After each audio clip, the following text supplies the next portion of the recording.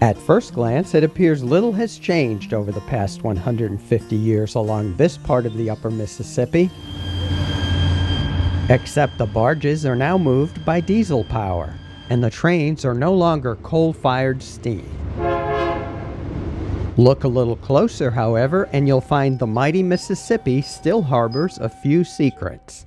And right where we're going is where the black slaves would have been in the Underground Railroad, because we're right under where the original kitchen was. Errol Kindschy is a retired history teacher, and he says that according to local folklore, his pre-Civil War home in northern Wisconsin was a stop on the Underground Railroad. And right behind you is where the secret passageway would be coming down right along that block chimney where that is now. The home was built in 1859 by the founder of West Salem. He came here in 1851. He was very much a person who was against slavery, and therefore also would help me believe that this would have been a spot on the Underground Railroad. Kindschy believes that the home's secret passageway was destroyed when former owners enlarged the basement, but he says local old-timers remember it well. It was never recorded, but there were people that are now in their 80s that came here and played with the children of the Furteniks, and they showed them the secret passageway, and they came down here into this area and played. Gazing out over the Grand Mississippi, it's easy to imagine the steamships and paddle wheelers that plied this river a couple of centuries ago. The little river towns are along the Great River Road are 8 to 9 miles apart, and the reason is that a riverboat going upstream could only go that far before it needed wood. So they'd stop, somebody would chop wood for them, they'd move on to the next 8 or 9 miles, and every place a community was established as a result of that. In the early decades of the 20th century, the U.S. Army Corps of Engineers constructed a system of locks and dams. The locks and dam systems were put in back in the 1930s strictly for navigational purposes to move cargo up and down the Mississippi River. From on top of the lock, the view is damn good. In addition to barges, which carry an average 15 million tons of cargo per year, an estimated 12,000 pleasure boats pass through these locks as well.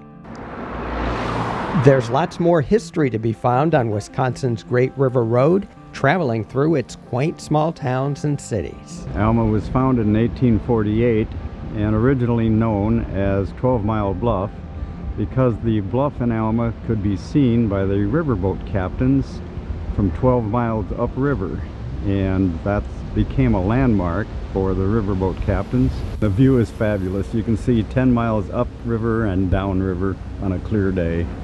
It's a wonderful view, and the river's beautiful here. Travel Wisconsin's River Road today and you'll find corn, soybeans, apples, and grapes, along with a big foodie culture. I think that's done. So we try to use everything we grow here in as many ways and as efficiently as we can, so no tomato is thrown without being used if we can. Okay, this is heirloom tomatoes. A variety of heirloom tomatoes. We have Yellow Jubilee, Kellogg's Breakfast, Purple Cherokee, Green Zebra. We put a crumb topping on it with pecans, flour, and then we top it again with caramel sauce. This is one of our very, very popular pies.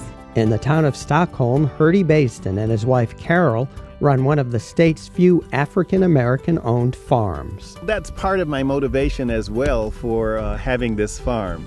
Because we had the financial capability and the interest and motivation to be able to pull it off, I wanted to do it not just for myself, but for my ancestors and relatives who used to farm and who no longer do so because the African-American farmer has largely disappeared in this country. Maiden Rock opened in 2008, producing wines and hard ciders. And the Mississippi figures so prominently in the history of African Americans going up and down the river for any number of years. And then there's the scenic beauty of the area that people can really enjoy. And the stories about African Americans in this area you have to look for. But they're little place names, like not too far from here on a river called the Trimble River is a little settlement that was called Negro Town. Well, I wonder who lived there. And they don't anymore, but we've left a footprint in the area, even though we're not here in great numbers. 33 towns are spread along the Mississippi River's 250-mile run through Wisconsin, each with its own unique claim to fame. I'll give you 3 guesses what this area is known for. Onalaska calls itself the sunfish capital of the world. Not to be outdone, nearby Trempealeau welcomes its visitors with a giant catfish. With a population of more than 50,000, La Crosse is the largest city on Wisconsin's Great River Road. In nearby West Salem, historian Errol Kindschy tells me the story of Nathan Smith. He was a slave that had escaped. He was on the Underground Railroad with his beau, Sally, on the road from West Salem to La Crosse. He had a farm on the hill, and he'd be outside on his porch with his banjo singing.